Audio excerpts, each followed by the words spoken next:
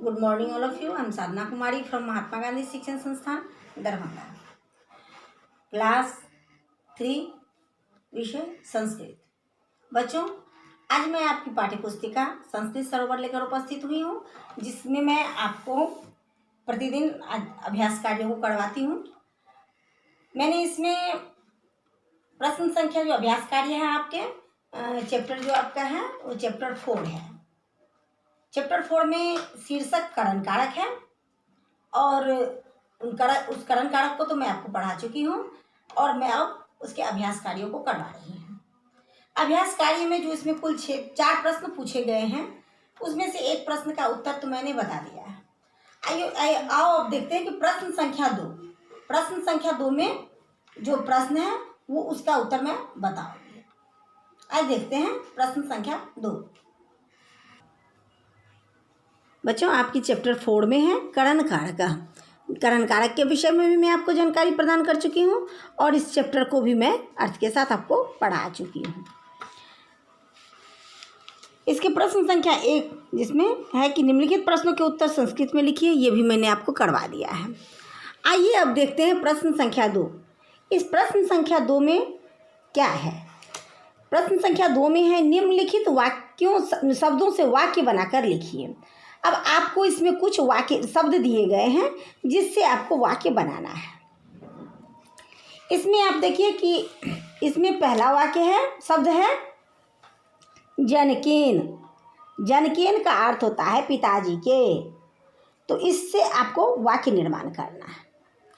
तो इसमें है कि जनकेन, तो जनकेन में पिताजी, इसका अर्थ होता है पिताजी के।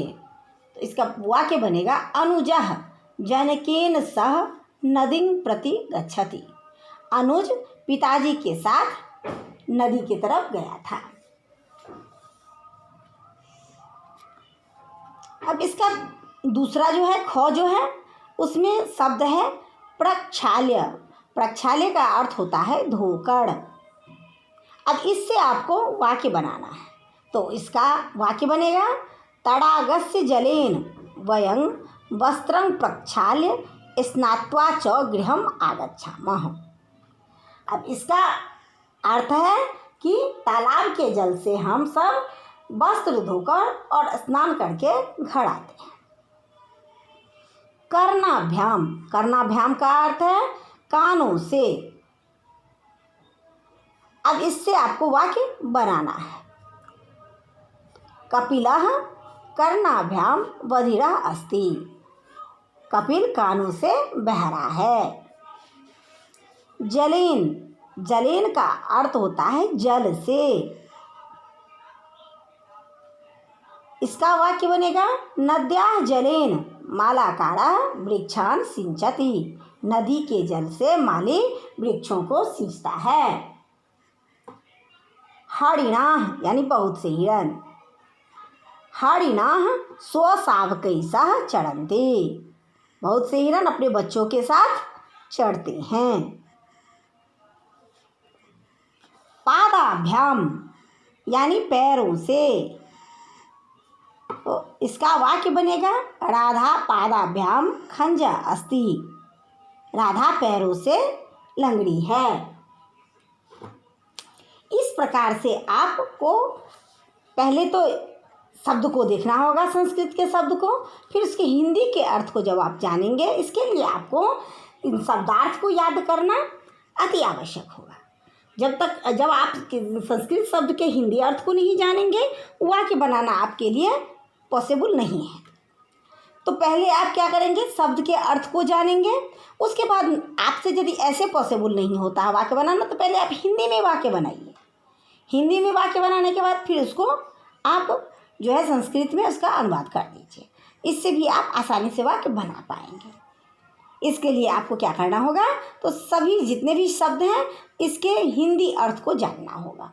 इसके बाद आप उससे वाक्य निर्माण कर लेंगे, वाक्य बनाएंगे। इस प्रकार से मैंने आपको जो आपका चैप्टर है 4, उसमें से प्रश्न संख्या जो आपका 2 है, जिसमें है कि निम्नलिखित शब्दों से वाक्य बनाइए, तो वाक्य बनाकर लिखिए। तो मैंने वो आपको वाक्य बनाकर इन शब्द का हिंदी अर्थ बता दिया और फिर उसका वाक्य कैसे बनाएंगे ये भी मैंने आपको बता दिया है। आप सभी बच्चे भी मन लगाकर इन कार्यों को अवश्य ही करेंगे। आप सभी बच्चे कॉपी में इन संस्कृत शब्द एवं उसके हिंदी अर्थ के साथ इन वाक्यों को बनाएंगे और उसे अच्छे से फिर खुद भी जो है प्रैक्टिस करेंगे, खुद भी इसका जो है सो प्रैक्टिस करेंगे कि किस प्रकार से वाक्य हम बना सकें। इस तरह से हमें उम्मीद है कि आप लोग जरूर यह कार्य अच्छे से कर पाएंगे।